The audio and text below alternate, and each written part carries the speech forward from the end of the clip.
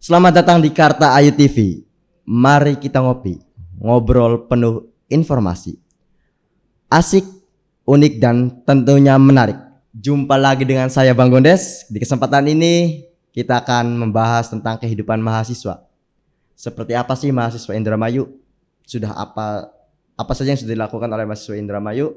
Dan tentunya mahasiswa menjadi agen of social control dan agen of change adalah peran penting dalam membangun sebuah daerah. Hari ini saya sudah kedatangan tamu. Selamat datang Bang Andrea. Ya, Muhammad Diki. Ini beliau adalah Presma Badan Eksekutif Mahasiswa STKIP Al-Amin. Amin. Ya.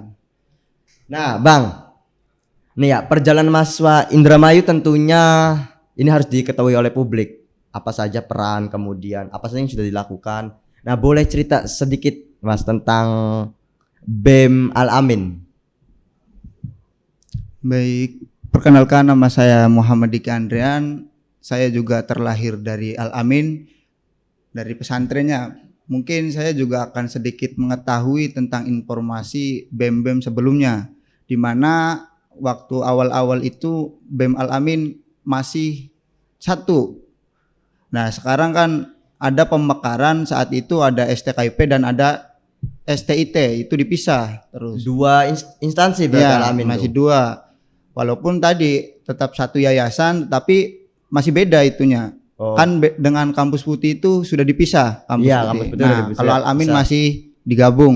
Saat itu presmanya itu Ustadz saya sendiri, Kang Castam dan Bang Aji, itu sudah mulai ada pemisahan.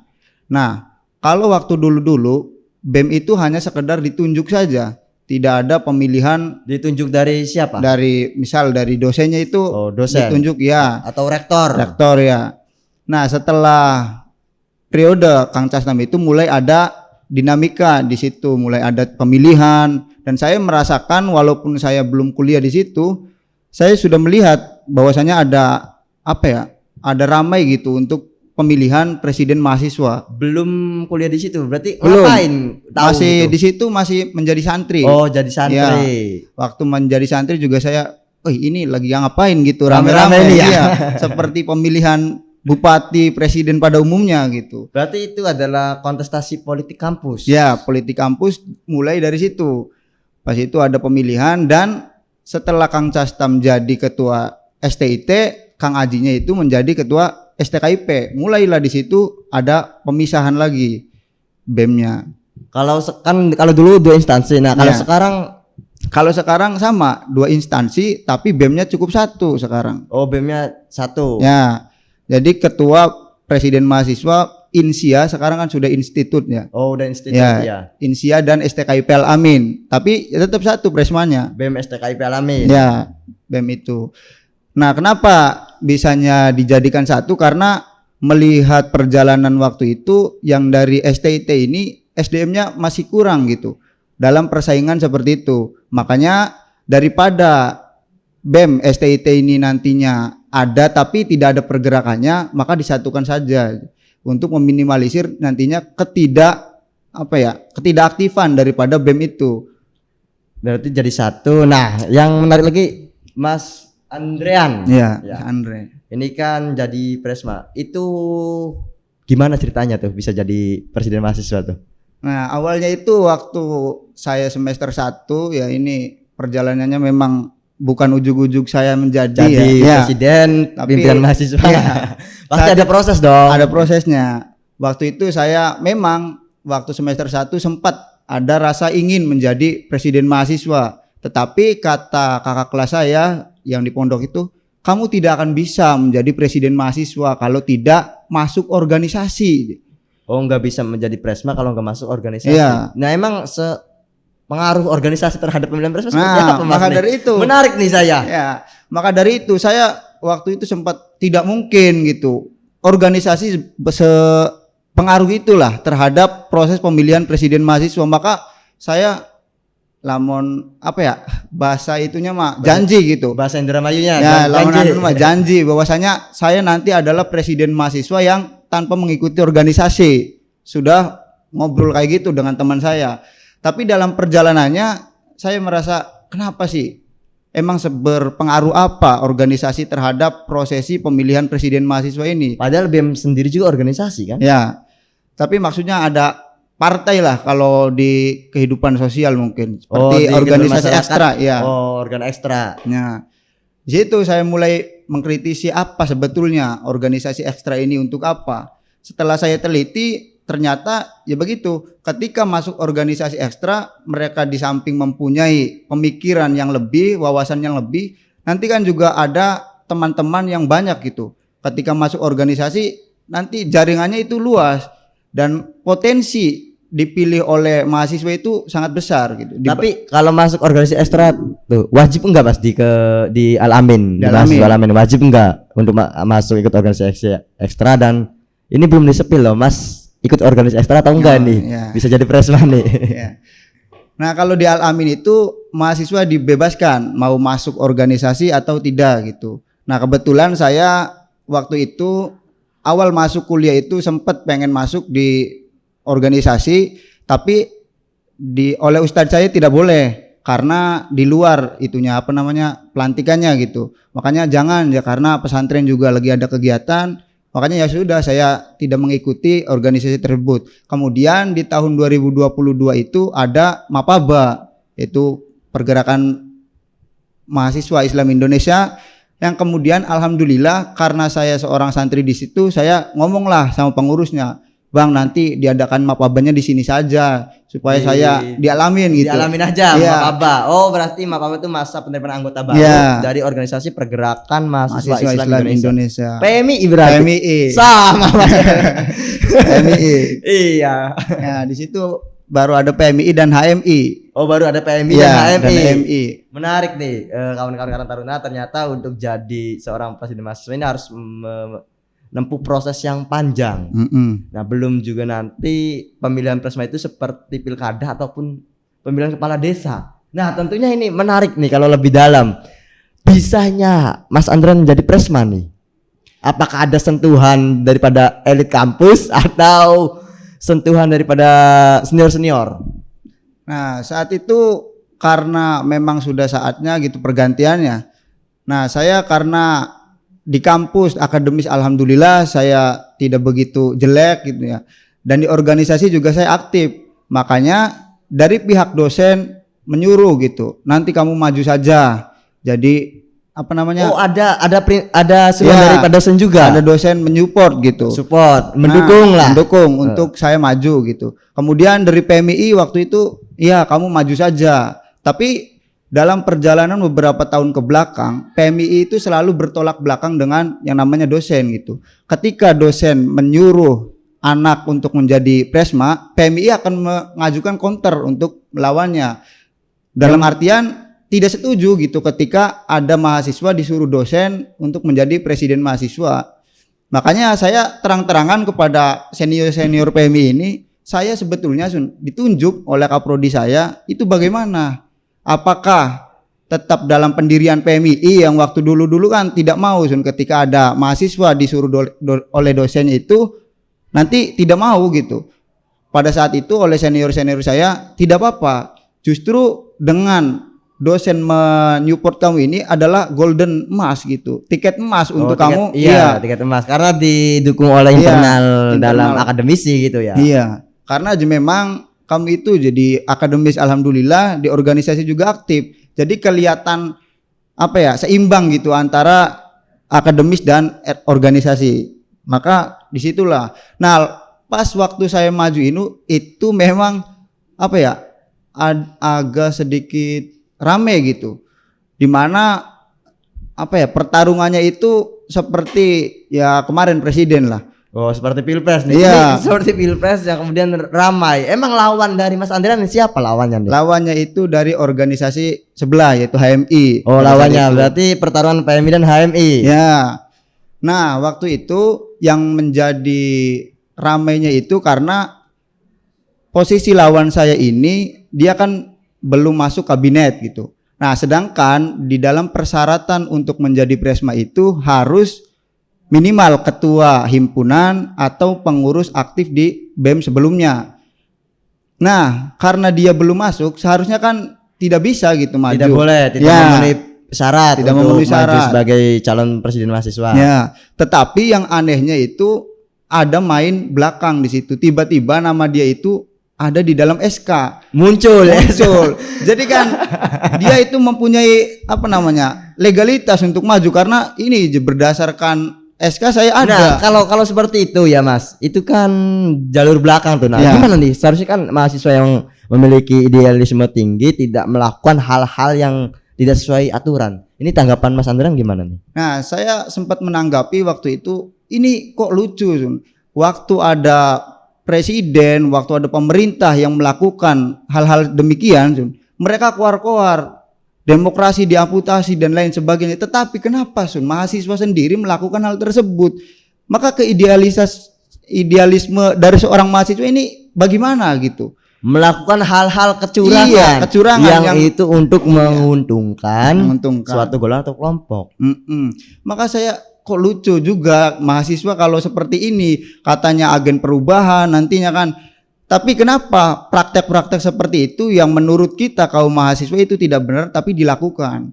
Makanya saat itu menjadi booming gitu kampus. Dan rame ya. Rame, Oke, ya, ya karena- mungkin itu bagian daripada dinamika mahasiswa ketika ingin berproses dan menempuh tujuan memang tidak mudah. Nah, ini bergeser lagi Mas ya. Kalau tadi sudah tahu bagaimana proses Mas Andrian menjadi Presma.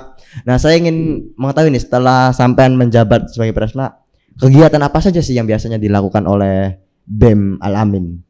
Nah, biasanya itu kan melakukan kegiatan-kegiatan ya formalitas saja biasanya. Tapi karena saya sekarang baru menjabat juga, Oh, baru menjabat. baru kemarin dilantik. Nah, saya ingin BEM itu tidak hanya aktif di dalam internal kampus, tetapi di luar kampus juga BEM harus ada kontribusi terhadap ya tadi daerah Indramayu khususnya. Di mana saya ingin melakukan kegiatan yaitu terjun kepada sekolah-sekolah untuk mengadakan kayak edukasi seperti kekerasan seksual, anti kekerasan seksual, terus kenakalan remaja, anti korupsi dan lain sebagainya.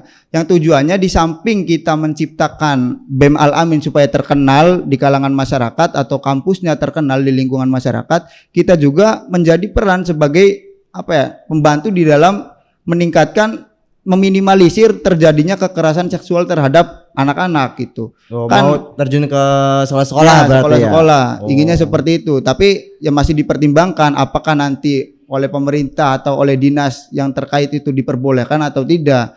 Tapi harapan saya itu diperbolehkan karena kan tujuannya juga tidak untuk macam-macam gitu, untuk mengedukasi. Edukasi Iya. memberikan pemahaman, pembelajaran dan juga memberi informasi lah Iya, karena tentang kekerasan seksual ataupun tadi kenakalan remaja. iya. Karena kenapa saya mengatakan di SD, SMP dan SMA? Karena itu kan pendidikan awal di mana nanti mereka juga ketika sudah mendapat pembekalan tentang hal-hal demikian, mereka nantinya bisa itu untuk menerapkan di kemudian hari. Kalau kita menerapkannya di ranah kuliah, ranah ya sudah tinggi lah. Mungkin mereka juga sudah yang dikhawatirkan sudah terjerumus di dalam hal tersebut. Baik kekerasan seksual atau nantinya mereka malah menjadi pelaku dalam kenakalan remaja karena kan sekarang juga banyak gitu. Ya, Oke, kasusnya masih oke. banyak. Nah, ini Mas sampai bisa berpikir panjang seperti itu, kemudian bisa untuk turun ke masyarakat, mengedukasi anak sekolah. Tentunya kan apa sih yang membuat Mas Andrian memiliki motivasi tersebut? Motivasinya yaitu karena saya di organisasi juga kan mengadakan kajian-kajian dan lain sebagainya. Saya merasa merasa prihatin gitu melihat generasi di Indramayu karena dicap sebagai dicap buruk lah bahwasanya Indramayu RCTI itu ya. RCTI apa tuh RCTI? Randa cilik turunan Indramayu kalau nggak salah. Itu. Maka saya sebagai mahasiswa yang tadi dikatakan sebagai agen perubahan, maka saya juga harus ada peran untuk meminimalisir hal tersebut terjadi di Indramayu gitu. Makanya mencegah itu lebih baik daripada mengobati. Maka di sektor pendidikan yang paling bawah lah mereka harus menempuh atau mendapatkan pendidikan tentang kekerasan seksual gitu. Sejak dini. Iya, sejak dini. Nah, ini ya keren gagasannya, kemudian ya ini juga perlu disupport ya buat pemerintah, dan memang diakui Indramayu sampai hari ini masih belum baik-baik saja. Nah kemudian Mas, setelah tadi kegiatan programnya ingin mengedukasi, ini ada yang menarik juga dialami itu ya. Dia kan satu lingkup dengan yayasan, yang kemudian ada SMA juga ya, Iya, dari atau SMA. MA ya. Iya, MA dan Nah SMP. itu proses pendidikan di dalamnya seperti apa Mas? Kebetulan karena saya juga jebolan dari pesantren Al-Amin, ya pendidikannya berjalan dengan baik gitu.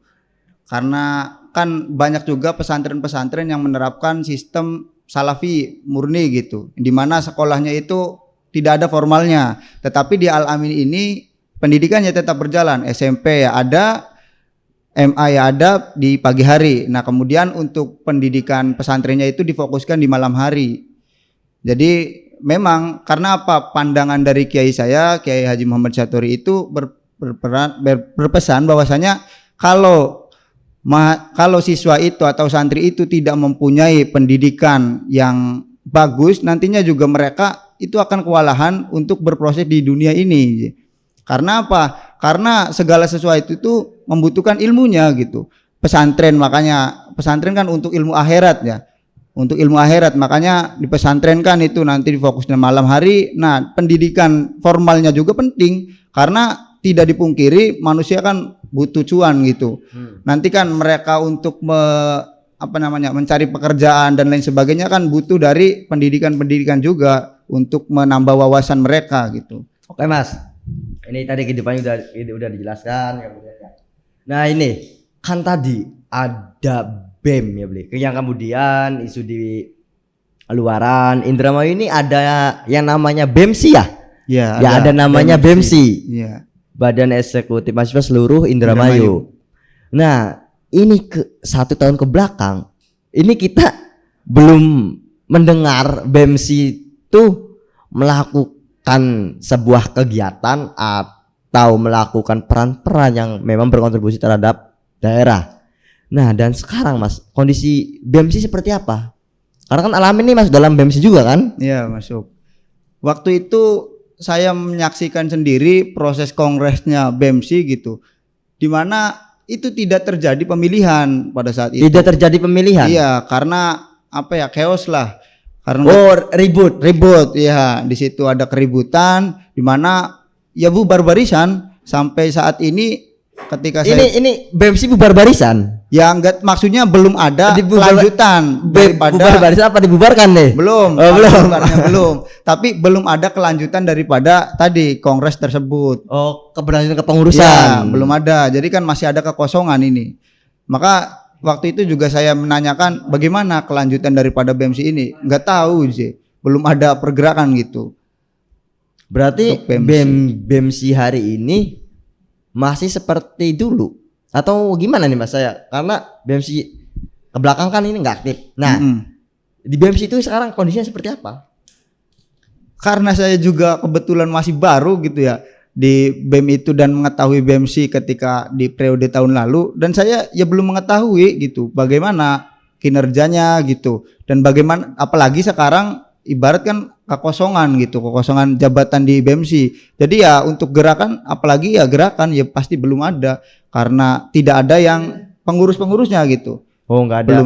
Belum terbentuk lagi pasca itu kongres tersebut. Nah ini seharusnya seperti apa nih masukan dari Mas Andrea selaku Presiden Mahasiswa Al-Amin agar BEMSI ini bisa hidup kembali dan bisa sebagai agen of change dan agen sosial atau sebagai wadah untuk mengakomodir Presma seluruh Indramayu? Nah menurut saya ini sangat perlu sebetulnya. Karena apa? Karena tadi kalau kita bersatu gitu, satu suara, satu organisasi ya, dalam artian BEMSI ini ya, maka kan suara kita juga pasti lebih dapat mengena gitu dibandingkan kalau kita terpisah, tercecer-cecer gitu. Maka perlu adanya penyatuan kembali untuk BEMSI ini agar nantinya terkumpul kembali supaya nanti bisa menjadi agen of control di dalam sebuah pemerintahan yang sekarang ini. Walaupun memang di Indramayu tidak hanya ada BEMSI, ada BEM PTNU, BEM BEMNUS juga tergabung. Alhamdulillah Al-Amin tergabung di dalam sebuah aliansi tersebut. BEMSI, BEMNUS, BEM-PTNU. BEM-PTNU, ya. Yang Dari total 14 kampus di Indramayu. Ya, berarti kan kalau semuanya aktif, ini pengurusannya ada semua. BEMNUS ada nggak pengurusannya? BEMNUS ada, PTNU ada pengurusannya. berarti Kebetulan hanya tinggal BEMSI aja yang nggak ada BEMSI nih. yang belum terbentuk lagi. Nah, oke, kawan-kawan Karang Taruna yang ada di mana, inilah masing-masing obrolan daripada bagaimana sih kehidupan mahasiswa. Tentunya udah mengulik sejarah, kemudian proses terpilihnya menjadi presiden mahasiswa, dan ternyata di Indramayu ini ada BEMSI, BEM-PTNU dan BEMNUS. Nah, tentunya ini mahasiswa sebagai agen of social control dan yang harus menjadi agen perubahan dan penyambung lidah masyarakat. Nah, menurut Mas Andrean ya, selaku tes sama yang baru terpilih, pandangan Mas Andrean selama mahasiswa Indramayu di pemerintahan 3,5 tahun ke belakang ini seperti apa, Mas? Pandangan saya, ya alhamdulillah waktu itu juga mahasiswa sempat melakukan demo, melakukan audensi juga terkait kebijakan-kebijakan. Waktu itu saya mengikuti demo tersebut ketika kenaikan beras gitu. Kenaikan beras di situ saya mengikuti, dan waktu itu apa namanya? Yang darurat demokrasi gitu. Darurat demokrasi. Iya. Itu kan berarti agen of control daripada mahasiswa ini memang terlaksana gitu untuk mengawasi bagaimana jalannya pemerintahan selama beberapa periode gitu. Makanya kalau ditanya bagaimana peran mahasiswa, ya alhamdulillah gitu. Perannya memang apa namanya? Untuk mengontrol daripada pemerintahan selalu berjalan gitu. Masih ada lah. Masih ada iya, ini ya, peran-peran daripada Nah, mahasiswa. kalau pandangan Mas Andrean terhadap mahasiswa yang kemudian apa ya bahasanya, bukan ogah sih ya, kalau ogah terlalu kasar. Bahasanya enggak terlalu tertarik nih bikin pemerintahan, kan ada yang ngurus sendiri tuh. Iya iya. Nah, sebetulnya itu juga menurut saya pribadi ini ya, salah pemikiran daripada mahasiswa-mahasiswa yang seperti itu. Karena sebetulnya kan mereka ketika masuk perkuliahan itu sebetulnya bukan hanya membawa dirinya sendiri, bukan hanya membawa orang tuanya untuk melakukan pendidikan yang lebih tinggi, tetapi ada masyarakat yang menanti gitu. Apa sih ketika mahasiswa sudah kuliah ini, apa dampaknya untuk masyarakat? Kan kebermanfaatan daripada mahasiswa nanti setelah perkuliahan atau di dalam perkuliahan itu ada kebermanfaatannya bagi masyarakat. Maka sangat disayangkan ketika ada mahasiswa atau mahasiswi yang acuh tak acuh terhadap pemerintahan, tidak mau menahu. Karena yang saya dengar dari Najwa Shihab gitu mengatakan bahwasanya seluruh mahasiswa itu adalah nantinya adalah pemimpin bangsa.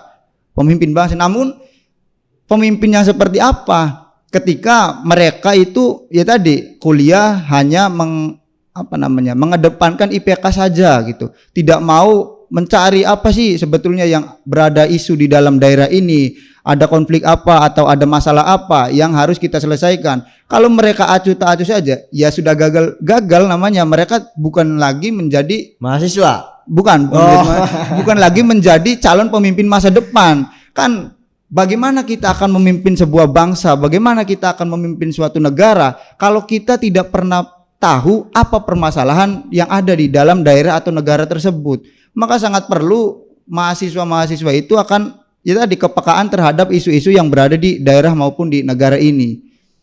Berarti harus aktif kemudian berorganisasi, tapi itu kan akan mengurangi dampak daripada nilai, Mas. Itu bagaimana sampean bisa mengatasi hal itu? Bisa aktif organisasi ekstra, bisa aktif organisasi eksternal, dan IPK-nya tadi masih ya mulus gitu, nggak ada masalah. Itu gimana ngatasinya, Mas? Untuk mengatasi tadi antara menyeimbangkan akademis dengan manajemen, ya, dengan kegiatan eksternal, saya selalu menimbang dan memperhatikan gitu bahwasanya kegiatan mana yang posisinya ini lebih penting gitu.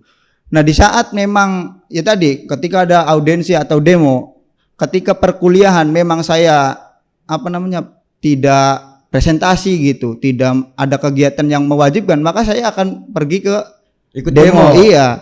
Karena apa? Karena kalau kita hanya tunduk atau hanya patuh terhadap dosen saja, nanti kita akan kebingungan saat ketika sudah lulus. Kenapa bingung? Karena saat di perkuliahan kita itu hanya mengikuti anjuran daripada dosen. Tetapi kan ketika kita lulus dari perkuliahan, sebetulnya siapa nanti yang mengatur kita? Maka kalau kita tidak ada kepekaan terhadap tadi daerah dan lingkungan sekitar, kita akan ya diam saja gitu. Akan tenggelam. Iya, akan. Oh, kalau habis lulus perguruan tinggi nggak bakal memikirkan Anda. Iya, maka itu yang menjadi persoal atau menjadi pemikiran saya agar bisa menyeimbangkan keduanya. Jadi ketika waktu itu juga bahkan dosennya kaprodi saya itu karena saya aktif di kegiatan, saya melobi gitu. Pak, bagaimana supaya Pak ketika anak-anak yang aktif di organisasi ini mendapatkan nilai lebih? Dengan alasan apa? Dengan alasan tadi mahasiswa kan memang tujuan utamanya perkuliahan kan pasti nilai ya. Tetapi kan di samping itu mahasiswa-mahasiswa yang berikut organisasi ini dia kan bukan hanya memikirkan perkuliahan tapi juga aktif dalam kegiatan-kegiatan di dalam lingkungan sekitar. Apalagi yang kalau disuruh orang tuanya bekerja, Mas. Orang tuanya bekerja, disuruhnya kemudian ya kuliah sambil kerja, itu kan pasti akan ya memakan waktu gitu dan dampaknya pun akan mengurangi daripada kualitas nilai gitu. Itu kan akan sangat apa ya bahasanya menakutkan bagi mahasiswa. Kalau nilainya sampai anjlok. Iya, memang kita tidak bisa tidak bisa memotong rata gitu bahwasanya seluruh mahasiswa harus berorganisasi karena banyak juga di organisasi itu mahasiswa yang hanya sekedar numpang nama gitu. Hanya sekedar kupu-kupu kuliah pulang di dalam organisasi sendiri. Karena memang tadi kan dikatakan bahwasanya ada yang bekerja, mereka justru bisa pengalamannya itu lebih banyak bahkan mungkin ya daripada kita yang hanya sekedar organisasi saja. Maka sebetulnya kembali lagi bukan hanya mahasiswa yang organisasi, bukan hanya mahasiswa yang IPK tinggi, tapi mereka yang betul-betul memiliki kepekaan terhadap isu-isu tadi. Nah, jadi walaupun dia mempunyai kesibukan di rumah, mempunyai pekerjaan lah ibarat atau kuliah yang lagi penting, tapi kalau dia memiliki kepekaan, dia juga akan pasti terpanggil gitu. Walaupun tidak serta-merta tadi mengikuti organisasi yang setiap hari ada kajiannya dan lain sebagainya. Oke, kawan-kawan Karang Taruna, ya tadi udah menarik banget nih Mas, sudah panjang, udah detail.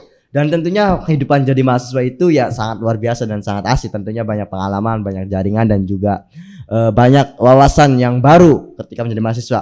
Nah ini Mas Andrean, hari ini Kabupaten Indramayu akan melakukan transisi pergantian kepemimpinan. Nah, apa sih harapan mahasiswa dan juga saran mahasiswa serta kritik mahasiswa untuk pemerintahan Indramayu yang akan datang? Kamera Mas. Kalau menurut saya pribadi, saran untuk pemerintah yang akan datang diharapkan nanti membuka ruang-ruang diskusi kepada segmen mahasiswa gitu. Agar apa? Ya tadi, agar mahasiswa itu dapat mencurahkan apa keluh kesahnya, apa pandangan yang mereka dapatkan atau mereka selama kajian gitu mereka pasti mempunyai pandangan-pandangan. Maka kalau pemerintah membuka ruang untuk mahasiswa berdialek, berdiskusi dan lain sebagainya, itu akan sangat membantu karena bisa jadi ide-ide yang diberikan dari mahasiswa itu bisa diterapkan gitu.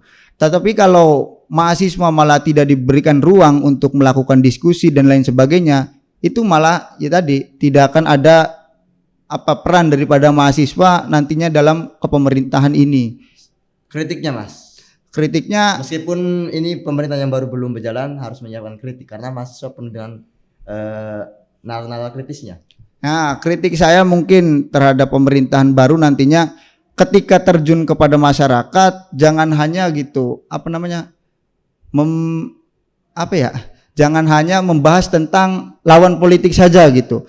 Kita di situ berikan ruang-ruang apa sih sebetulnya kebutuhan daripada mahasiswa, kebutuhan daripada masyarakat, kebutuhan daripada desa dan lain sebagainya. Karena waktu saya melihat gitu di tayangan waktu kampanye gitu, kebanyakan kan pada saling menyerang gitu. Tidak ada hal-hal yang positif kayak seperti pertanyaan-pertanyaan yang nantinya ya tadi seperti diskusi dengan mahasiswa gitu. Kalau kan yang didatangi mahasiswa-mahasiswa mungkin mereka akan aktif gitu obrolan atau diskusinya, di mana nanti perbincangan itu bisa mendapatkan ide dan gagasan untuk pemerintahan yang selanjutnya gitu.